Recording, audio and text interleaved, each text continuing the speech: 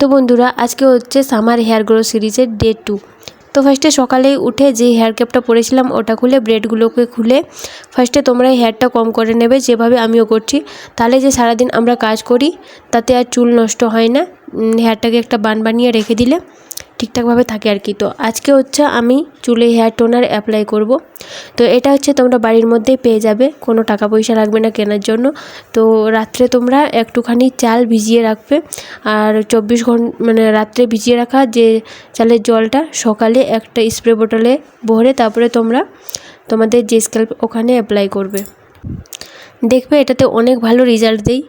তো আমিও 30 day hair growth challenge নিয়েছি। আমার চুলটা কীরকম হয়ে গেছে তোমরাও দেখতে পাচ্ছ। তো অবশ্যই আমি আমার চুলটাকে ঠিক করব, আর যেটাতে পজিটিভ রেজাল্ট দিচ্ছে সেটাই আমি তোমাদের সাথে শেয়ার করছি। তো যদি চুল ঠিক করতে চাও তাহলে আমার হেয়ার গ্রোথ সিরিজে জয়েন হয়ে যাও, আর পেজটাকে একটু ফলো করে নিও।